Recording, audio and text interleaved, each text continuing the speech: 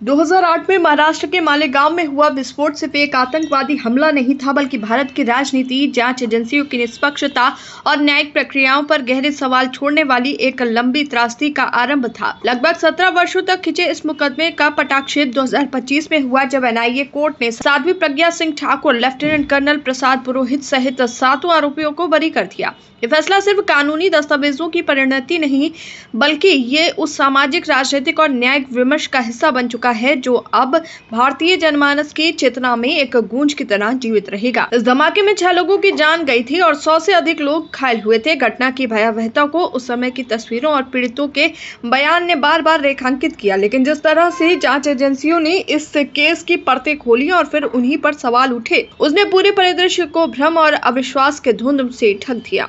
शुरुआती जांच महाराष्ट्र एटीएस ने की, जिसने कुछ आरोपियों को हिंदू आतंकवाद से जोड़ते हुए आरोप तय किए। एटीएस के अनुसार धमाके के लिए प्रयुक्त मोटरसाइकिल साध्वी प्रज्ञा के नाम पर थी और भोपाल, इंदौर समेत कई शहरों में बैठकों के जरिए साजिश रची गई थी। लेकिन बाद में जब जांच एनआईए को सौंप दी गई तो कहानी की धारा ही बदल गई।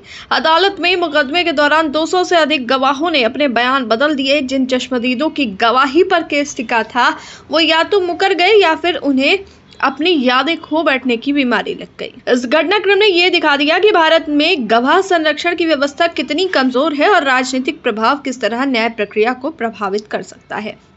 जब इतने संवेदनशील मामले में भी गवाह पीछे हट जाएं और न्यायालय को पर्याप्त सबूत ना मिले तो न्याय की धार कुंद हो जाती है।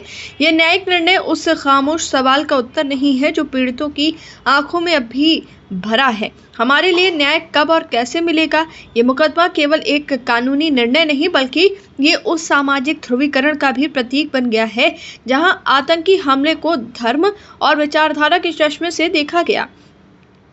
ये वही दौर था जब हिंदू आतंकवाद और सांप्रदायिक राष्ट्रवाद जैसे शब्द भारतीय राजनीति में गूंजने लगे थे। आरोपियों के नामों पर सत्ता के गलियारों में आरोप प्रत्यारोप हुए और कुछ आरोपी बाद में संसद में भी पहुंचे। ये दुर्भाग्यपूर्ण है कि एक आतंकी हमले का मामला जिसमें निर्दोष नागरिक मारे गए, अंततः राजनीति की प्रयोगशाला बनकर रह गया। अब जबकि अदालत ने सभी आरोपियों को सबूतों के अभाव में बरी कर दिया है, ये कहना कठिन है कि सत्य क्या था। ये फैसला कानून के अनुसार उचित हो सकता है, लेकिन नैतिक रूप से क्या ये भी न्याय है? ये प्रश्न अनुत्तरित है।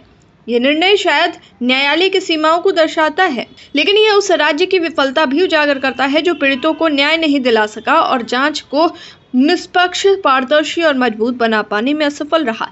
भारत में आतंकवाद को धर्म, जाति या विचारधारा के आधार पर देखने की प्रवृत्ति न केवल न्याय प्रक्रिया को उलझाती है, बल्कि सामाजिक ताने बाने को भी छिन्न भिन्न करती है। ये मामला हमें बार बार चेतावनी देता है कि अगर जांच निष्पक्ष न हो, गवाह सुरक्षित न हो और अदालत में केवल कागजी सबूत रह जाएं, तो असली अपराधी कभी पकड़े नहीं जाएंगे और निर्दोषों का नाम इतिहास में दर्ज होता रहेगा, बिना किसी निष्कर्ष, बिना किसी संतोष के।